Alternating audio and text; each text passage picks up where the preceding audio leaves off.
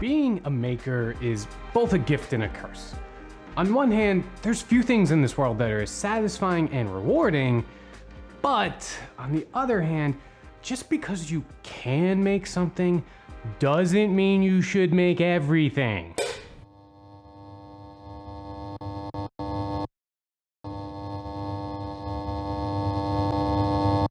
Perfect example is camera matte boxes. You know, sort of what this video is supposed to be about.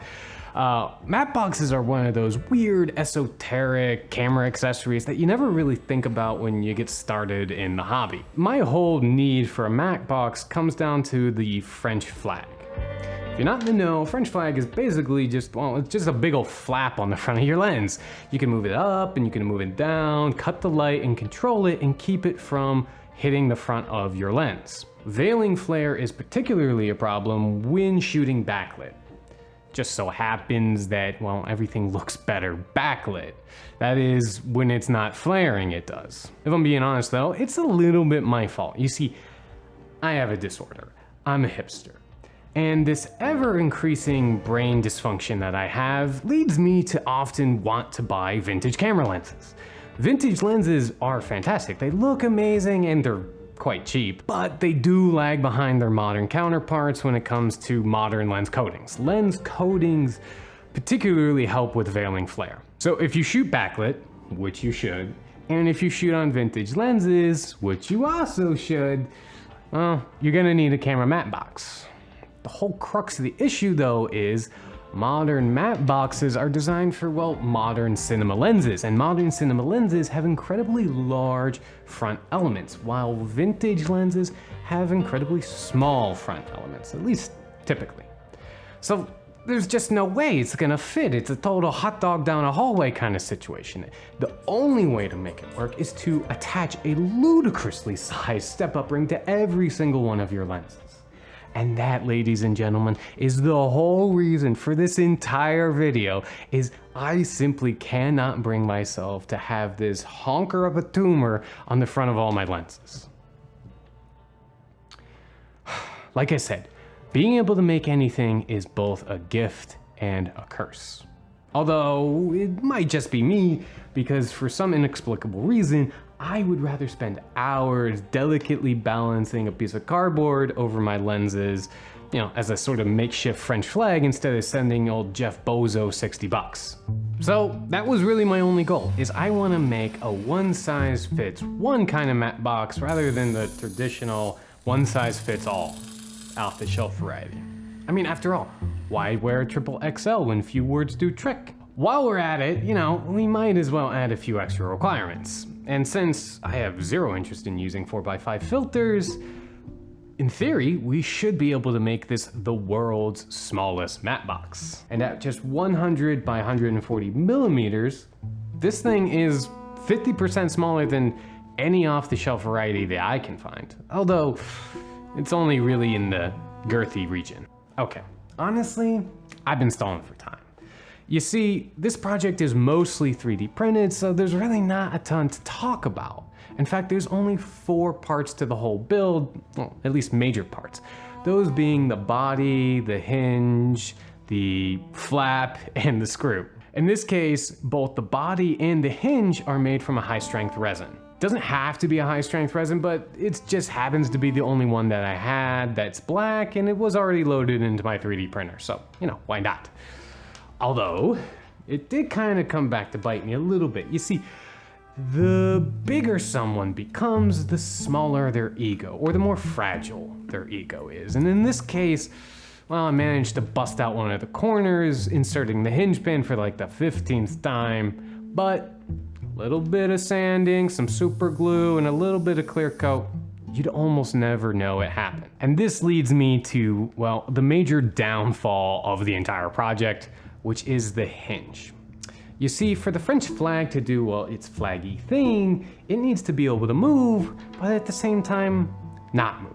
And what I mean by this is, you need to be able to adjust it, but once you adjust it, it needs to stay there. Typical matte boxes accomplish this by using an adjustment knob at the top. But, in my infinite wisdom, I was like, those engineers don't know what they're doing. They don't possess my poise and brilliance. I forge my own path. After all, this is supposed to be the world's smallest matte box, and I can't have some big old knob on the top. So I thought I was being pretty clever when I integrated the friction mechanism into the screws that hold the flap to the flap. If you just need a little bit more friction, need it to hold it in place more, well, just adjust the screws. In theory, in practice, well, I never actually got it to work. I did like a half a dozen attempts and none of them worked. I eventually did get it to work though, by adding some O-rings to the end. These added just enough friction that you can move it up and down, but then it will stay put where you place it. You see, my confidence wasn't misplaced. Everything worked out great. Well, you see, while it will stay placed under normal operation, if there's any sort of sudden movements or jerking or anything like that, the thing just flaps all over the place. To be honestly, I don't know why this bugs me so much. I mean, it doesn't actually affect its use, and I can totally work around it. But at the same time, the whole point of this build was to not have to deal with these tiny little annoying minor inconveniences.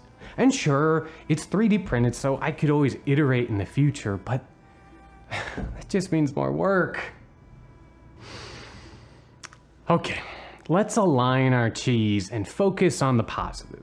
The first being, this thing looks fantastic. I mean, my projects may not work 100%, but they certainly look 100%. Although, it's kind of hard to make black with brass accents look bad.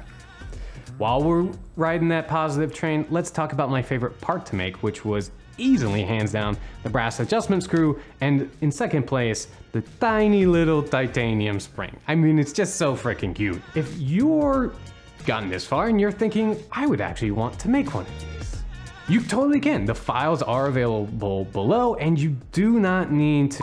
Future Michael here, I was thinking people actually might want to know how to make a part like this without using all the fancy tools. After all, this mode of thinking and fabrication could go way beyond the scope of this video.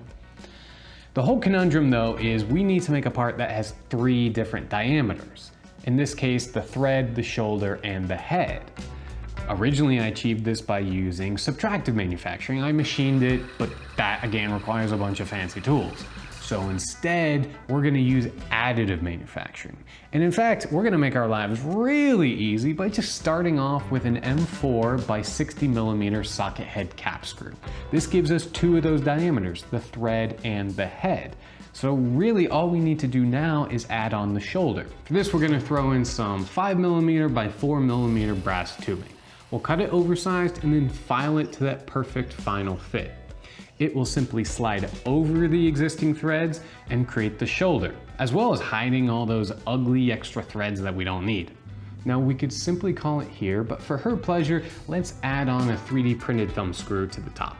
Simply presses onto the existing cap screw, and just like that, we're done. We have a part that is literally just as functional as the fancy machine version, but with like almost no work. Now let's jump back in time to the middle of my last sentence. Which brings me to what is hands down my favorite part of this entire build. And that is just how flippin' easy it is to swap this from one lens to the other. With a single hand and just a quarter turn of your finger, the thing pops off like nothing. Let's wrap this whole thing out. What did we accomplish? World's smallest? Check. Looks amazing? Check. Works pretty good? Check. Compatible with circular filters? Also check. We never even talked about that. Fits all of my lenses? Check. No, it doesn't. When I started this build, it fit all my lenses, but, well, times be changing, and I've since upgraded to the 21st century and purchased a modern lens, which has a much larger front element. I eventually broke down because, well, I simply need at least one lens that has autofocus. So, just because you can make something doesn't mean you should. Although, you know, if I'm being fair, the thing... Future Michael here, and well, something's happened. Remember that whole spiel I went on about how I didn't choose the correct resin for this project? Well, it sort of came back to bite me. when the matte box decided to do a belly flop onto my concrete floor. It's just all black and blue now. In fact, you may have spotted the damage already in some of these previous clips I've been showing. Now, when this first happened, I was like, forget it, it still works. It does, even after that close encounter. But the whole flappy flap thing has really been digging at me, so I decided to listen to this divine intervention and just rebuild the whole damn thing. But with two key changes. First being, I used the correct ABS tough leg resin that I should have used from the beginning. And the second is I copied the hinge mechanism off the stock matte box. In this case, it uses a clamp with two O-rings in it that pinch around a 4mm pin. If you need more friction or it's just too flappy for your taste, tighten that knob down and Bob's your uncle. Now the thing's rock solid and I frankly couldn't be happier with the project. It does everything I need to and more and still looks pretty darn good. Although it does still not fit my modern lens, but that detail I'm just choosing to ignore for this moment and keep on trucking. Which leads me to the fact that, well, I'm out of stuff to talk about, so later.